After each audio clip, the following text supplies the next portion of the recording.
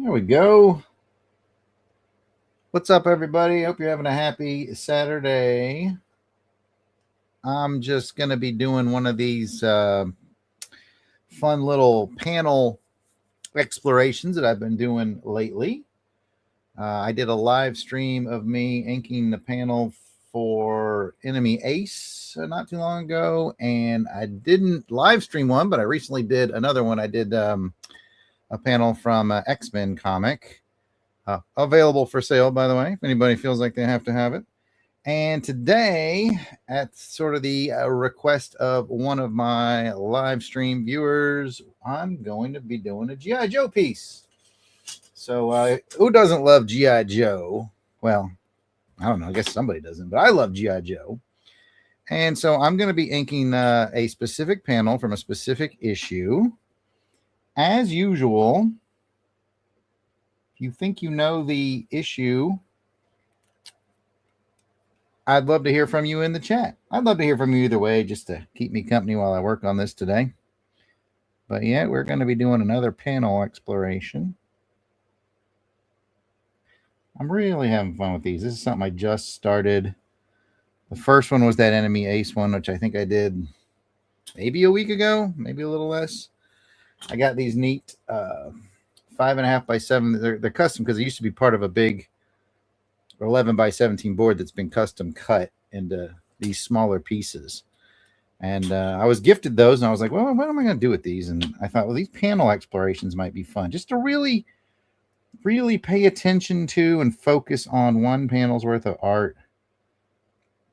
As an inker, it's especially fun for me because when you ink a comic, you don't have the time to spend a lot of energy on one panel.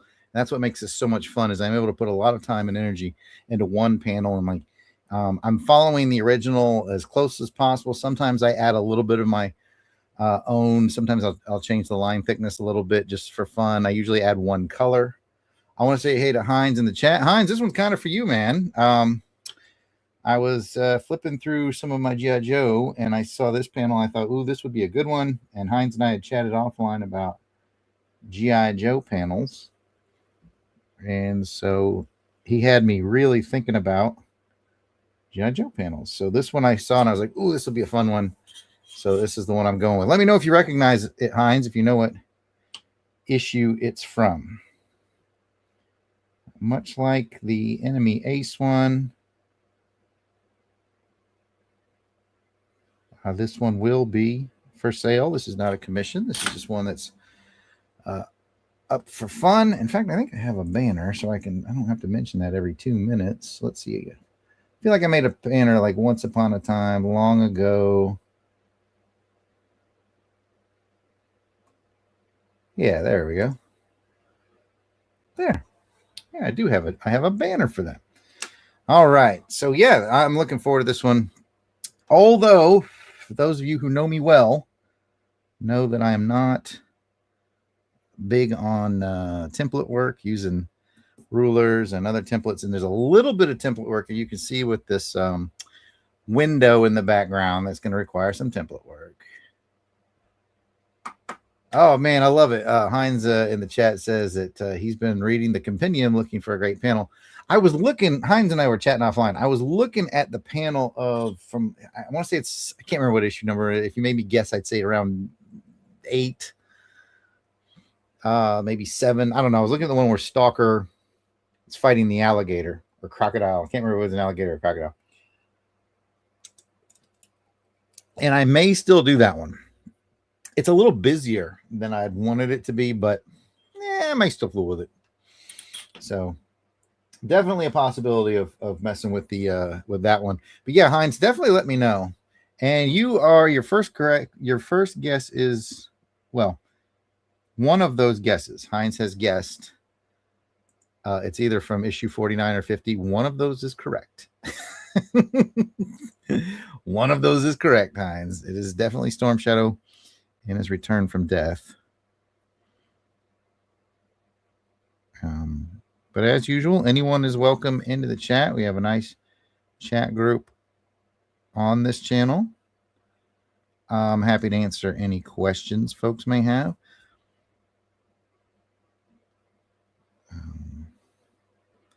I should probably do myself a favor.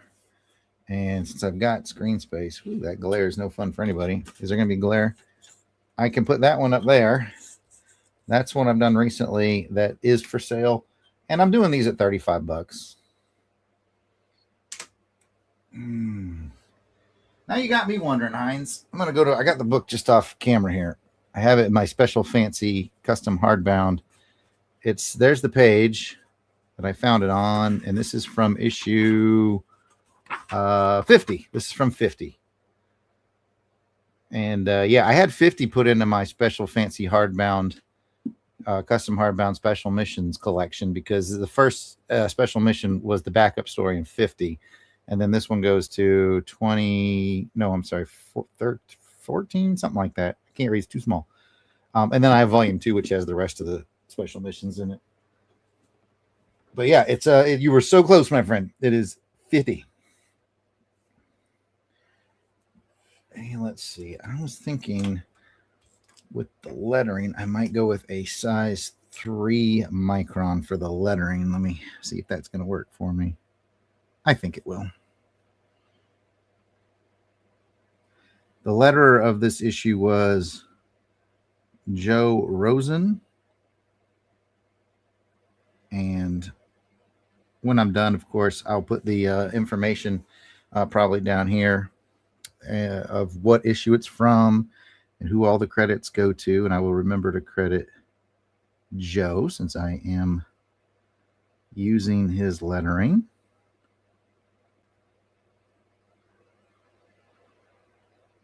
It's weird to essentially trace a letterer because I have, as we all do, my own natural lettering instincts, which don't always match up with how they do it. So it's hard to force my hand to kind of do it differently. I want to say what up to Billy. And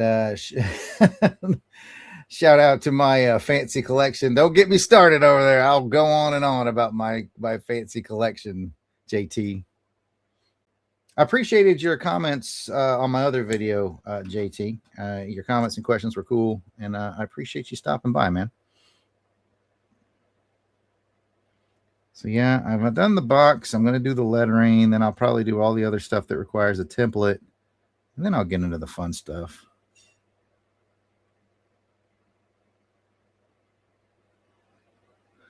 But yeah, I kind of had a quiet Saturday going on. You know, it's funny, as per usual when it comes to the new year.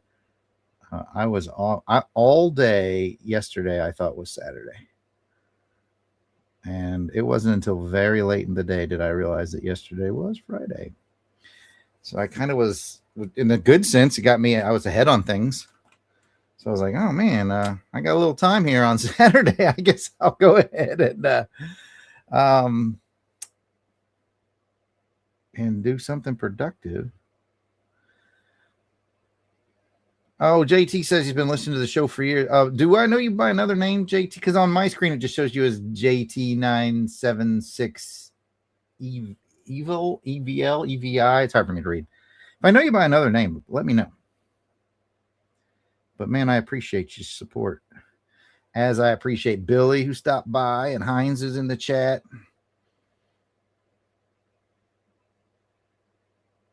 You guys are the best.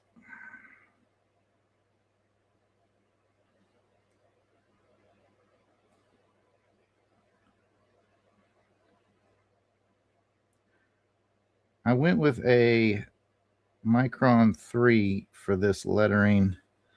On this one, I used my usual Sharpie no bleed, and I thought the lettering was just a hair too thick. Not bad. I mean, I think it works. This X-Men one I did the other day, I think it works. But yeah.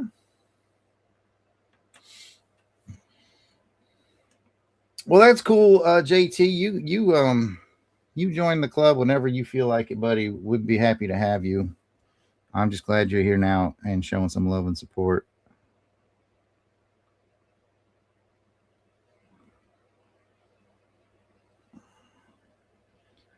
I'm going to try to do a little bit of the outline so it's easier for me when I do use the template work to know where to stop.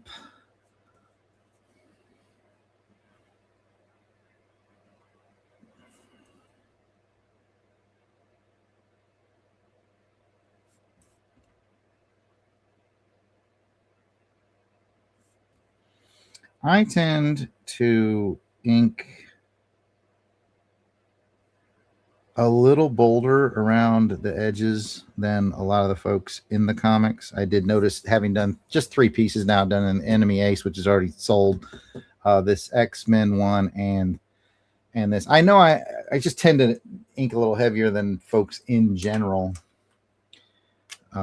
It's also probably because I'm working at a larger scale than I mean, when they originally did it, I'm sure it was at a similarly large scale, because comics get done bigger than shrunk down.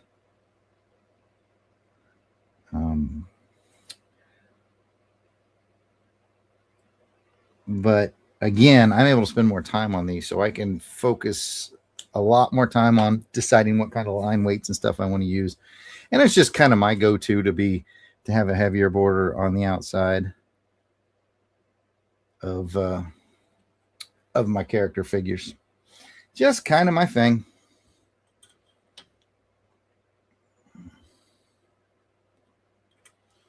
Yeah, that's a good suggestion too, JT. He's talking about I should do some corner box recreations. Those are cool. And honestly, I thought about that, but one of the other reasons holding me back, and I may still do it, is I really started doing these panel recreations because I was heavily inspired by my friend Greg Murray. He's on X. I don't know if he's anywhere else, but I know that that's where I interact most with Greg Murray. And Greg's like the best cover recreation guy in the business. And I was like, man, that recreation stuff looks like fun, but I don't want to bite off of what Greg's doing. But I was like, what'd be fun would be to focus on a panel, to do a panel recreation. And that really jazzed me as an inker, because it allows me to spend more time with a panel than I would be able to. It allows me to focus on a fun, kind of cool comic book moment and just put a lot of time with that moment. I don't know. I just like it. So anyway, Greg did a bunch of corner boxes recently, he sold them off for like a song. Oh, it was such a great deal. I think he did like four corner boxes on 9x12, and I think he sold all 4 for like $40 or $50. It was ridiculous, and I was so mad that I missed it. But yeah, corner boxes, I probably will eventually do some, but I didn't want to do them so quickly on the heels of what Greg was doing, just kind of out of respect for him. I'm a big fan of Greg, and he's a friend, and I didn't want to step on his toes with corner box work. That's really the only thing. If he takes a break from it for a while, I may go to it, or if I just get the vibe for it, I might do one. Maybe I'll do one that's a little more obscure. In fact, right now on my brain, the corner box I'm thinking about the most is Indiana Jones, because I do the Indiana Jones podcast and the Comics Crusade. So I'm like, that one might be kind of cool to do. So Indiana Jones might be a corner box that I would do, because Greg hasn't messed with us. Greg kind of tends to do the classics. I think he did like FF and X-Men and Avengers, and I think he did Defenders, which was kind of cool. But yeah, this live stream is just a big commercial for Greg, and I'm okay with that. I love I love Greg Murray's work. On X, I think his handle is like Sal's Dad, SALSDAD something. I don't have it in front of me. But yeah, if you dig that, check out Greg. I did. In the chat, JT said, Greg goes your wax. I would wax Greg's car all day. He's just a really nice guy. He does really wonderful work. Just a good dude, solid person. Great work. I bought a couple pieces from him. Yes, the enemy ace piece did sell. It sold during the live stream last episode. So it is gone.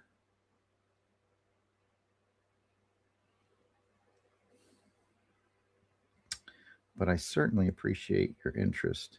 Yeah, that was a fun one. I'm glad I started with that one. That one's definitely the least complicated the ones I've done. So I'm glad I kind of started with that one to get my footing. But yeah, that was fun. All right. Dibs has been called on this one, this Joe piece by Hines. Thank you, Hines. It's all yours, buddy. And if anybody out there is interested in picking up the X-Men one, it is also just $35 as well. And just to make your life more tempting, Hines, if you wanted the X-Men and the Joe, since you are a loyal listener and purchaser, I would do both of them to you, shipping included, for $60. Just letting you know. No pressure, though. I'm not big on the upsell. If that's not for you, I'm not at all worried about it, buddy. Just like to make offers to folks who support me like that.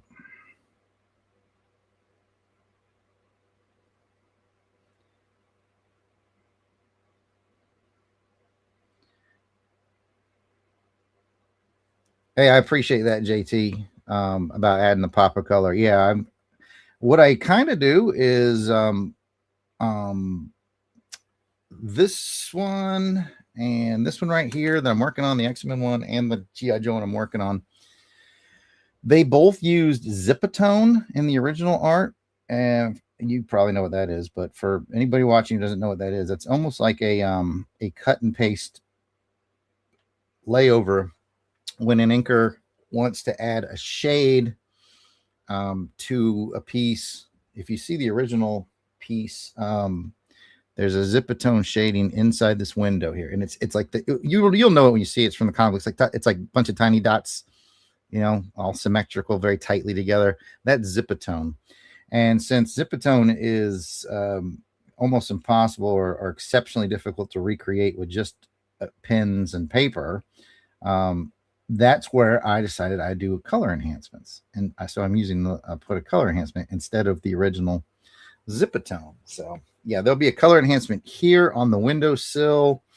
They used a little Zipatone in the spill area. They used a little on his mask. I might not do that one though, because I might want to keep him purely black and white. We'll see. I'll see how I feel when we get there.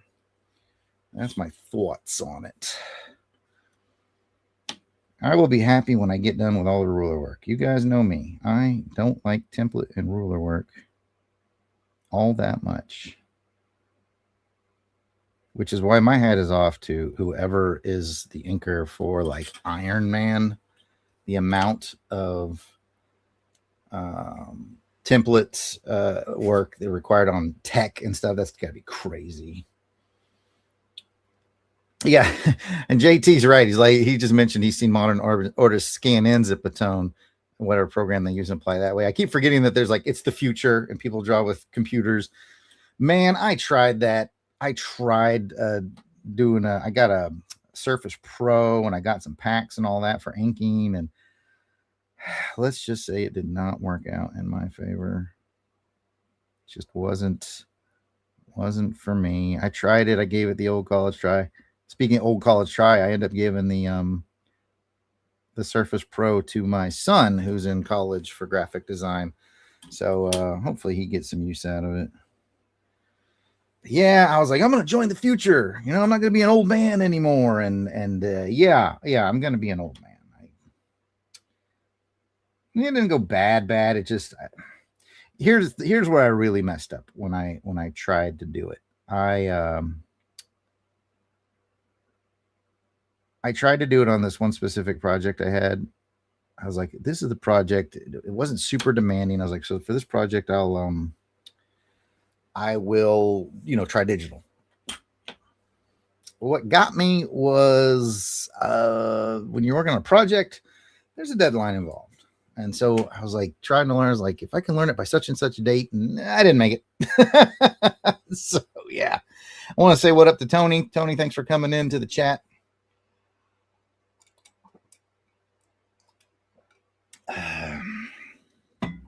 Good to see you, bud.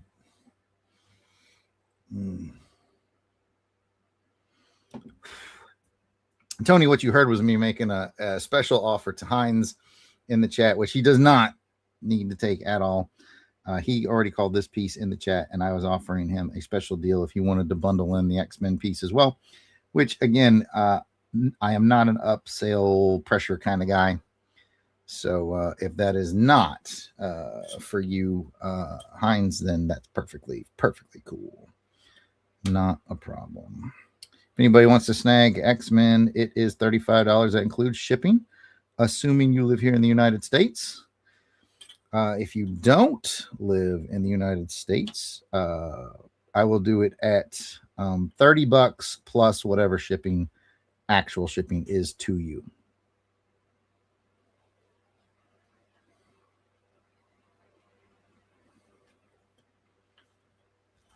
Let's see. What other template work do I need to do? I've got to do the little rounded edge of his, what is it, container? I don't know what you would call that. Templates, man. Templates.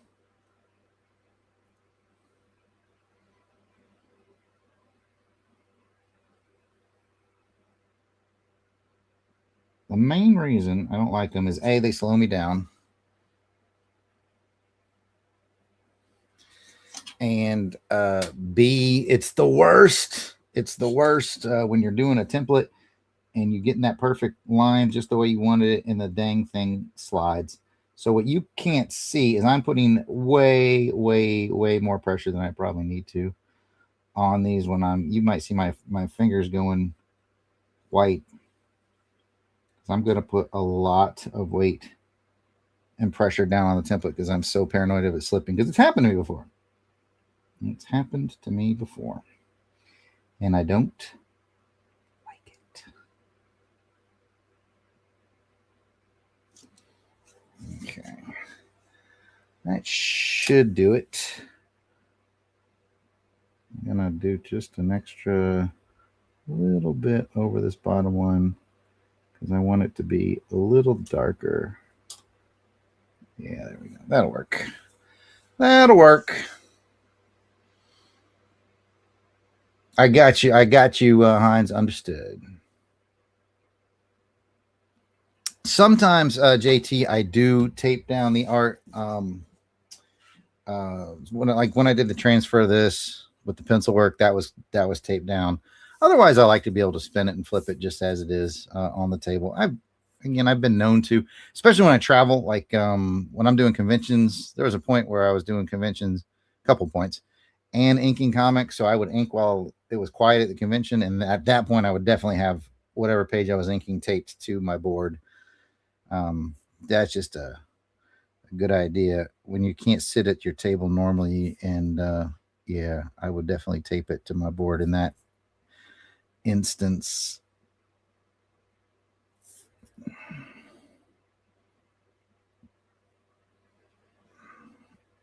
For sure.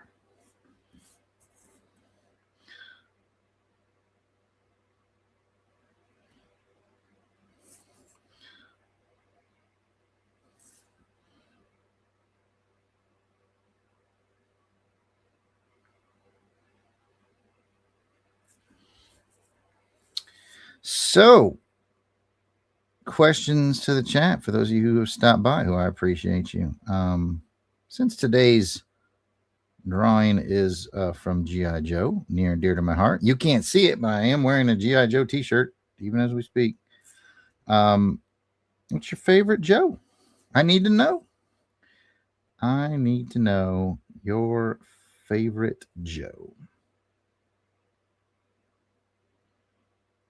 And I will assign them a numeric value on 1 to 10 based off of how much I agree with you.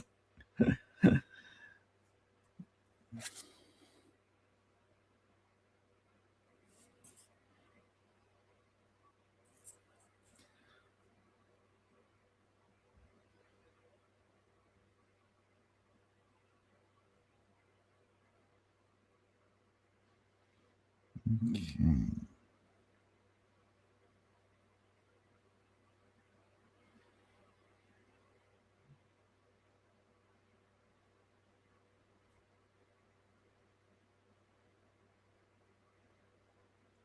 Being extra quiet as I ink around the eyes, because if you messed up the eyes, you pretty much messed up the whole dang thing. But these came out okay. Not mad about them.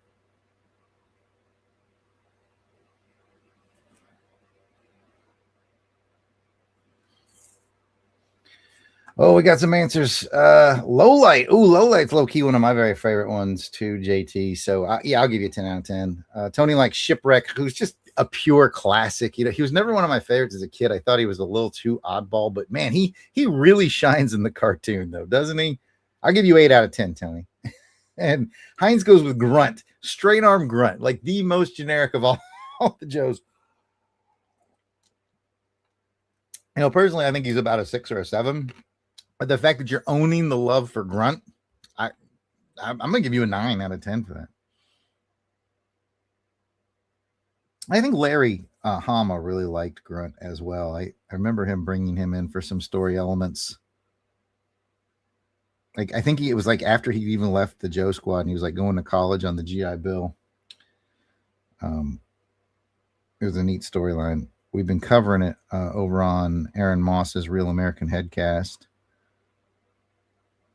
And I'd forgotten that storyline. It's just neat to see getting some mileage out of Grunt. I'm pretty sure it was him. I'll stand corrected to any of the Joe heads in the chat if I am incorrect on that. Hey, this is coming together all right. JT asks if you're getting candy canes. All right, I believe you are a staunch listener now, JT. You've convinced me that you're listening to the shows for sure. I love it. I love it. Well, I think it's cool that you've stopped by to chat. It's always neat to meet folks who've been listening kind of in the background. As you can see from the other folks here in today's chat, we have a lot of listeners here. With Heinz and Tony and Billy, just all good folks. This is it's probably my favorite thing about our chat group and our Crusaders Club members and all that stuff. It's just how great everybody is. You know, everybody's pretty respectful of everybody else, and it's just generally a good time. That makes me happy. If it wasn't, I wouldn't be on here doing these live.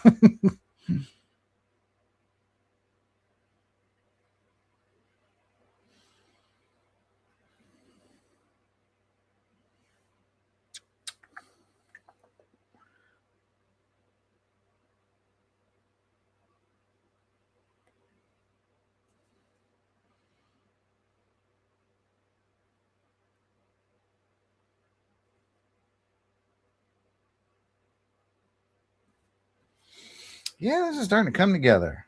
I'm not too upset about this one so far.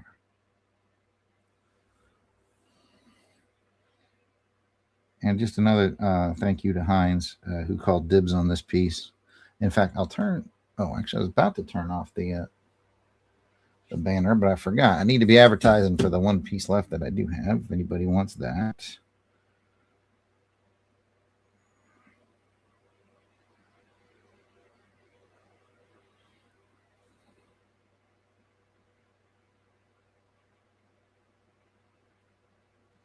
Okay.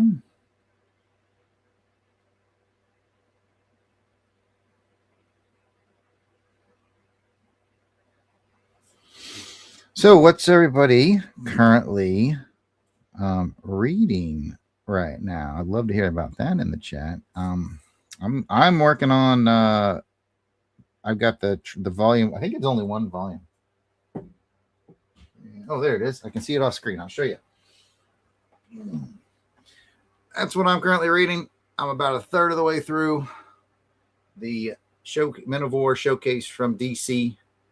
I've never read any Men of War. That's where I found the Enemy Ace for the very first one of these I ever did.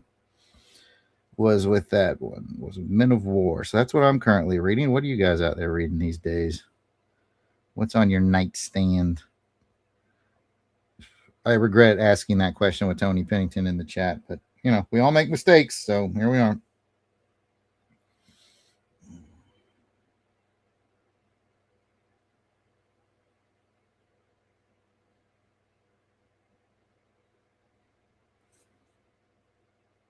By the way, Tony, if you're still listening, I thought you might be interested in this fun factoid.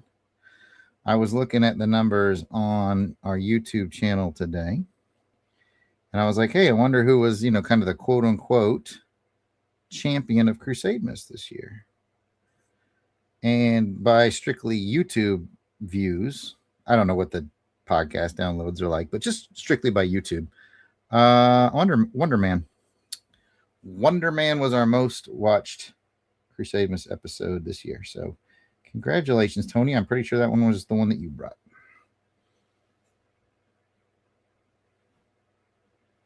Let's see. Tony's been reading Slow Horses. I don't know much about that. I believe you though. Heinz has been reading the Compendium 1. Good for you. My Transformers compendiums just came in, Heinz, so I'm maxed out on compendiums now. And JT says he gets a weekly poll from his local comic shop, and he's been enjoying Absolute Batman, which I think a lot of people have seemed to be enjoying. I see a lot of chatter. I'd say from a monthly comic point of view, I would say that one gets the most amount of chatter that I've seen online. And from what I've seen, it looks kind of interesting. I just have been sort of out of the poll list business for so long now. It kind of started when my first son was born, and then after he got a little older, I got back into it a little bit. I started pulling comics again, and then we had my second son. So I wasn't able to have the time and energy once again, and I've never really gone back. I did subscribe to the James Bond comics for the longest time, and the only reason that fell off was because my LCS disappeared. It did not survive the COVID times. Although I have a new one in town now, and I very much like the guy who runs it, and I'm hoping it gets a good foothold. So I do have a new local comic shop. He's pretty neat though. He likes my art, and he has me do custom blank covers for him. And I haven't spent a dime in the shop yet because he gives me a blank cover and I do a blank from him, and he gives me store credit for it. So I have all this store credit at my local comic shop. I'm just trading blank cover art for it. So yeah, it was sad when my comic shop closed. My comic shop was pretty good too, JT. But the new one that has emerged in the last year, pretty cool. So yeah, it was a bummer when we lost the other one.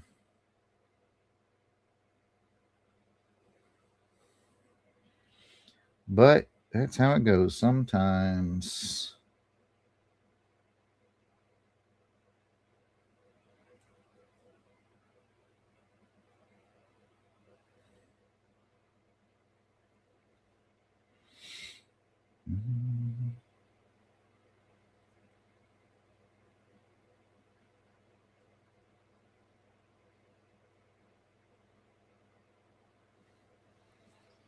Oh, Storm Shadow starting to come together.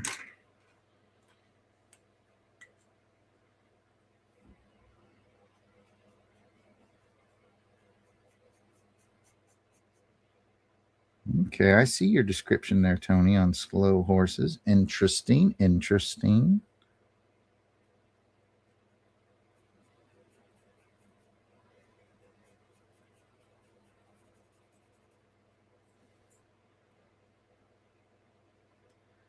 And for anybody that's new around here, as I fill in the major areas of black, I tend to use the Sharpie Extremes because they are the most fade resistant. In fact, it says fade resistant right there on the marker. And I like that because that way, if you get a piece from me, like Heinz is getting this piece, thanks again, Heinz, it will last a lot longer before the marker starts to fade.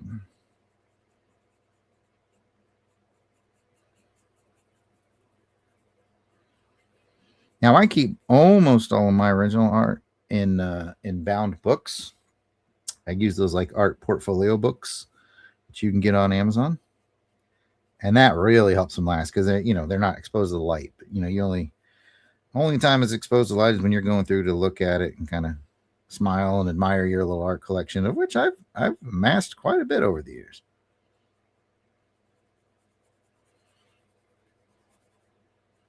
Those longtime fans of the channel will know that I collect original James Bond art, and I have one absolutely full book now of original Bond art pieces.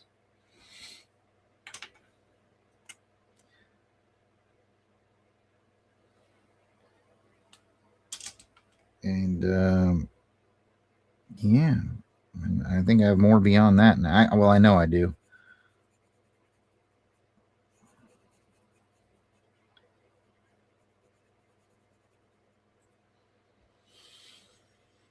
Mm-hmm.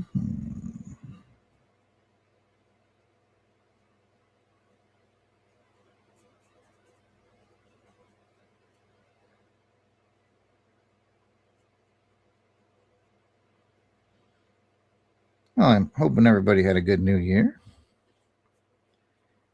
If you want to reinforce your whatever New Year's resolution, if you made one, by telling everyone in the chat, you can.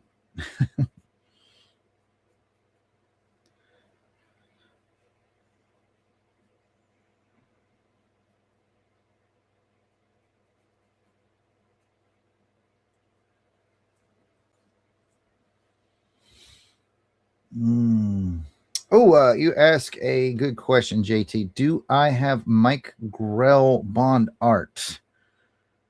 I think about that. I think about my collection. I know I have him. I know he signed a lot of my Bond comics that he did. I'm trying to think about if I got a piece from him or not. I'm thinking, no. One of the rules that I have for my Bond art collection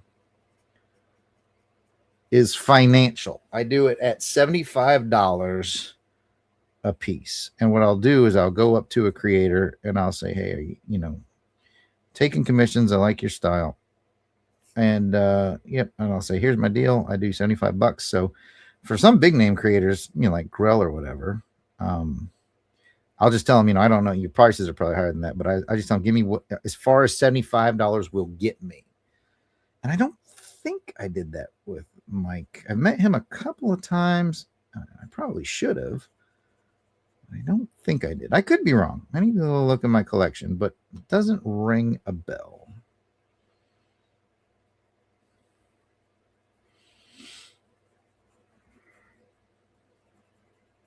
But I do have some cool ones in there. That's for sure. I mean, I like them all. Sometimes, a lot of the times, some of the stuff I find in there is like the artists like me who aren't big names. Sometimes some of the best pieces are from those guys. You get some really unique and interesting stuff from people like that. And then I do have a few sort of big name creators in there as well.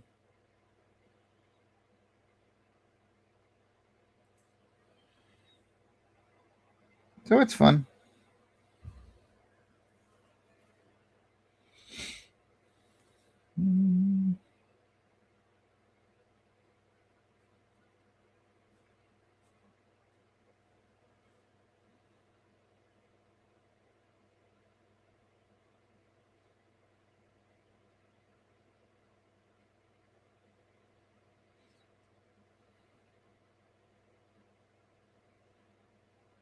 And kind of shout out to my friend Craig Zablo, who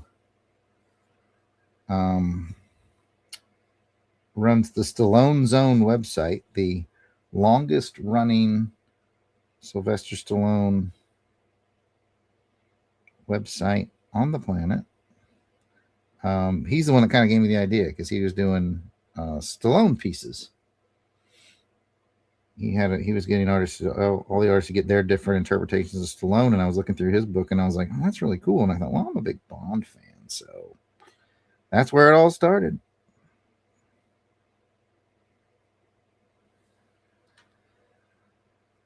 I see your comment, JT, about getting just an eyeball for $75. Yeah, for some, you go to like somebody like Jim Lee. Yeah, like, oh, here's James Bond's thumb. That'll be $75.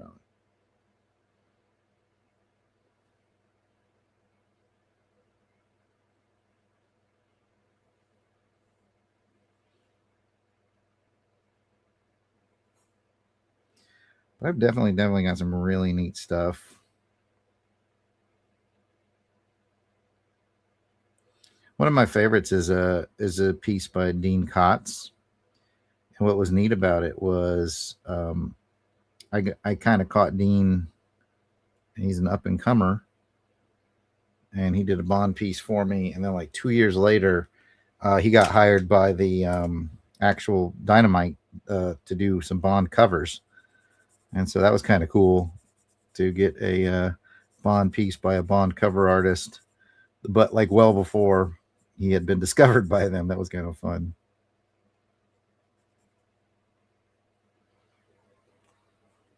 And another one that is kind of cool was when I meet artists from another genre.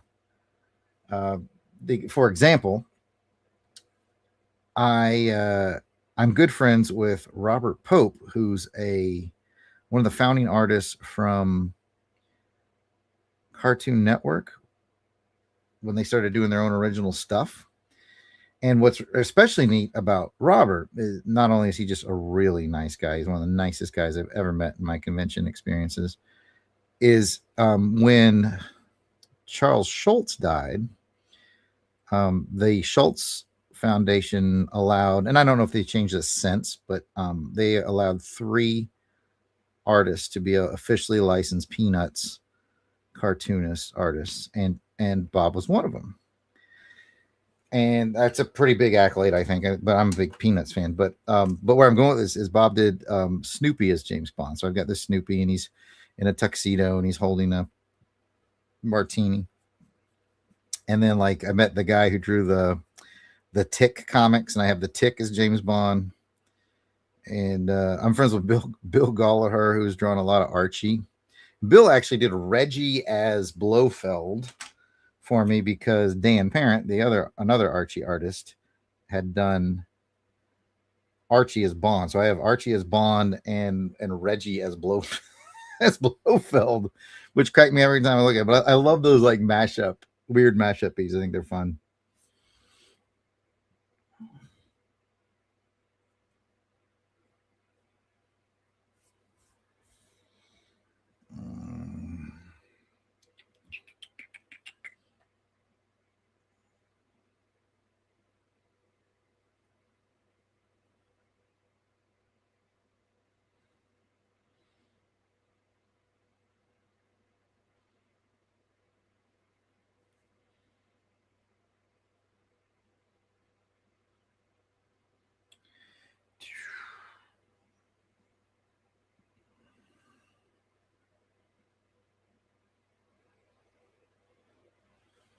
It's all coming together, Heinz. Your piece is coming together, I assure you.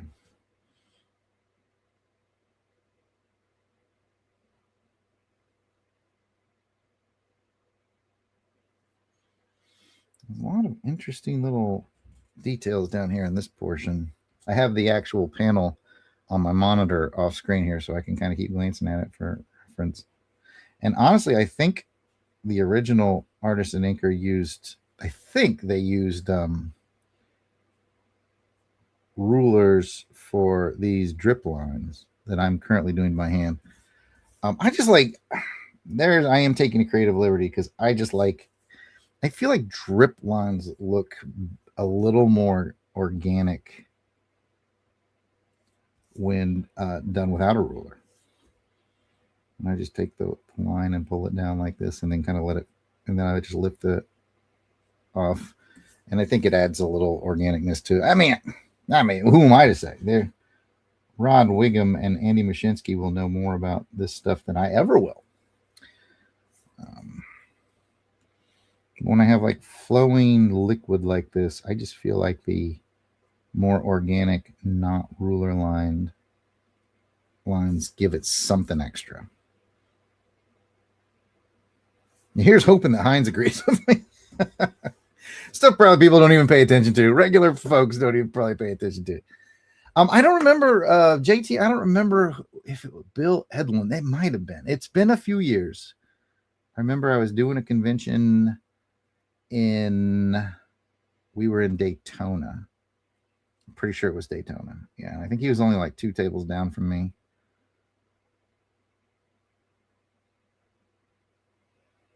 And yeah, and I wanted to get either Beavis or Butthead as Bond, because that guy is it's not Mike Judge, but like the guy who did the comics is at Heroes Con a lot. I see him there, but they stay pretty busy, and I think they're kind of pricey, if I remember correctly. I may be wrong, and I'm not putting them down by any means. So please don't get me wrong on that. Get what you can get. Guy who drew Beavis and Butthead comics, by all means, get what you can get. If I'm remembering correctly, I feel like I was checking that and I was like, it's a little high for me. But I may be wrong. I need to double check that when I'm back there in June. I did get my email from Heroes just before Christmas, I think. They messaged me saying, "Hey, do you want a table this year?" And I said, "Yeah." Now I'm waiting for the assignments and all that stuff. So yeah, I think for 2026, I think I'm booked for Heroes, and I think I'm booked for Dragon Con. I know I'm booked at Dragon Con. Tallahassee. I'm doing a small library show in Auburn, technically Opelika, Alabama, in April. Kind of how I like to do it. I like to start slow. I like to start slow. I like to do a small show like the library show in Opelika in April. And I like to do that because it gives me a chance to put all my stuff out, like set up like I would at a big con, get the setup all done, and then kind of take a look, do inventory, make sure I have, as the right amount of prints for everything and all that jazz. So it's a real good, like, sort of practice run show.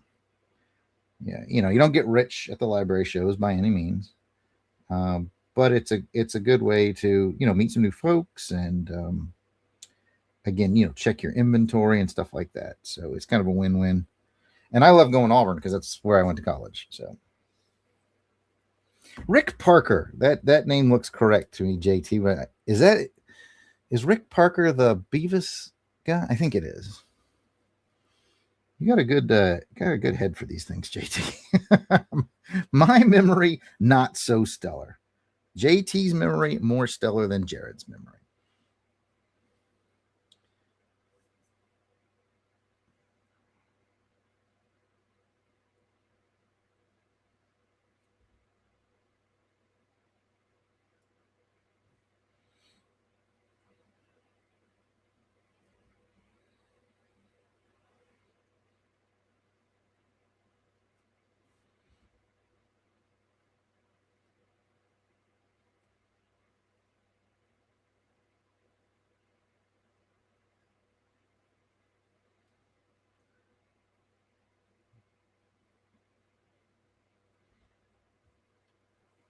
There we go. We're just about done with the bulk of the ink work. Oh, I didn't do the embellishments on the window.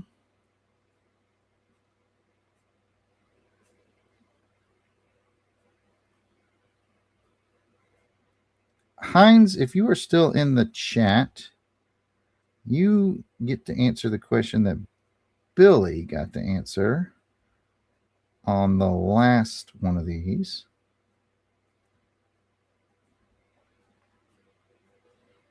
And that is, do you prefer me to, once this is nice and dry, erase out the pencil so you just get the ink, or do you like being able to see the pencil underneath?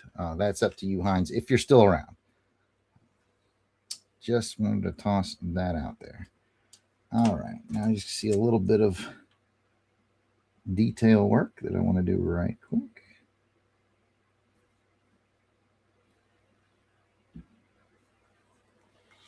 I am pretty happy with how this one has come out. And Heinz would like me to leave the pencil marks. Okay. JT, once again, proving that he listens to the show in the chat. Yeah, he definitely listened to our New Year's episode that came out, 3 days ago. Yes, I did once upon a time when I was a kid in Germany check out a Star Trek book from our library, and it had been autographed by Gene Roddenberry, and I should have listened to The Devil on My Shoulder and just kind of kept that book. Yeah, but I didn't. I should have just kept it. And then the library, see, they didn't realize it was autographed, or else I don't think they'd be letting just everybody check it out. So yeah, they probably would have just charged me like whatever it cost to replace the book, and I would have had a signed copy by Gene Roddenberry. But what can I say? What can I say? I'm a good person. Well, most of the time. So I knew before I even started pencil to paper on this one that I was going to be doing a red highlight because it's Storm Shadow. He lends himself exceptionally well to black and white and red. You always notice that red cobra emblem on his white uniform. You've got the red Arishikage tattoo. He just pops with red, and I knew that going into it.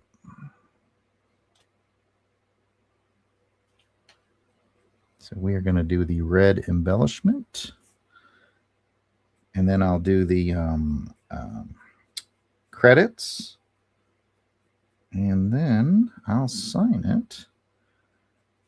Then I'll drop it into a top loader. And yeah, it'll be ready for my guy. There you go.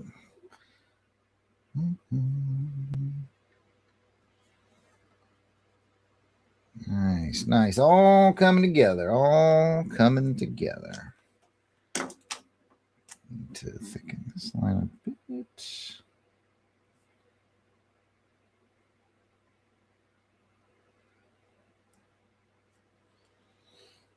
Yes, good.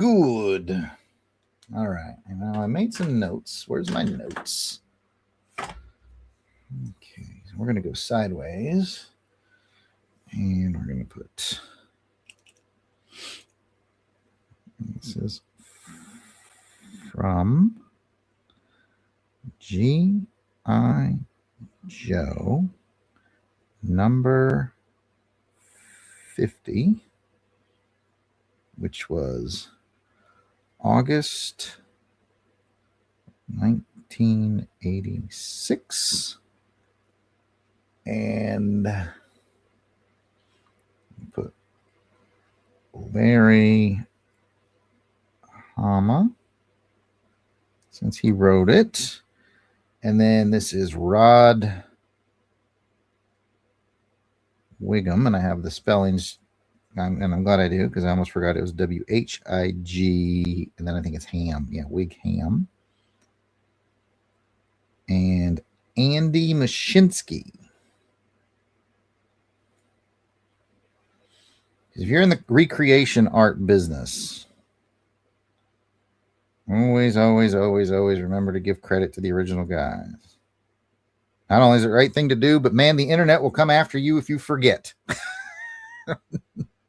Trust me, I've seen it happen. And like I said, I'm going to put Joe Rosen on here because he was the letterer, and I used his lettering template. So there we go.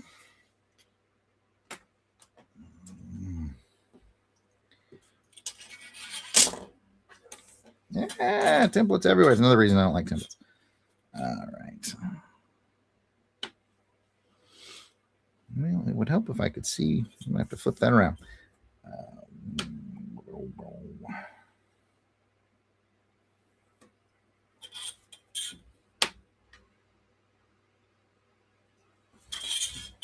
Flip that around.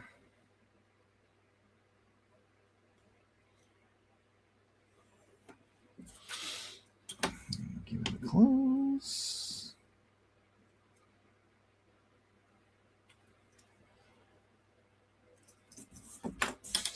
All right. And then I got to sign it. Where's my sign-in pen? I like to use the Micron 8.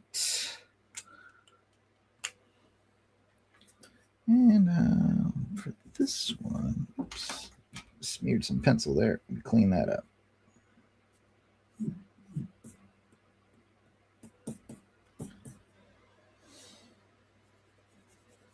And some pencil smears outside the box there that I'm going to clean up there just a little.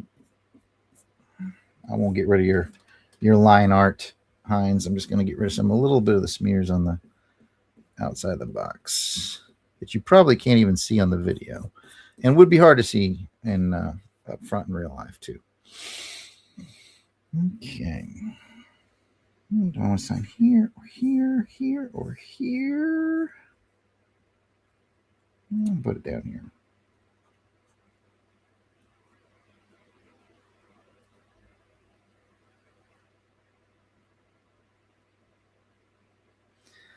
All right.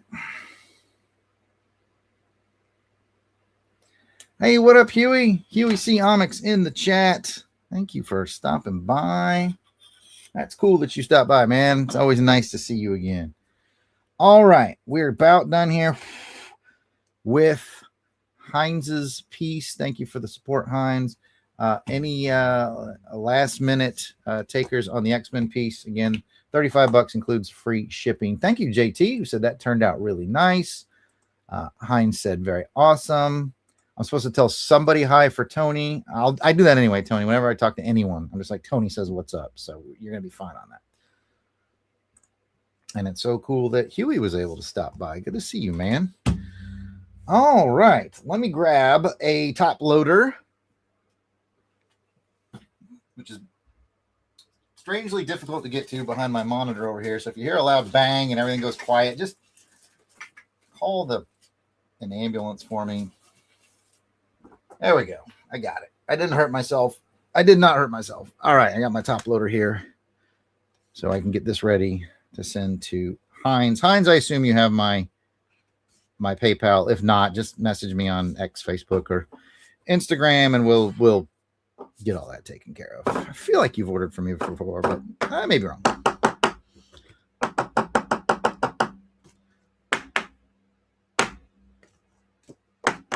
Anyway, all right.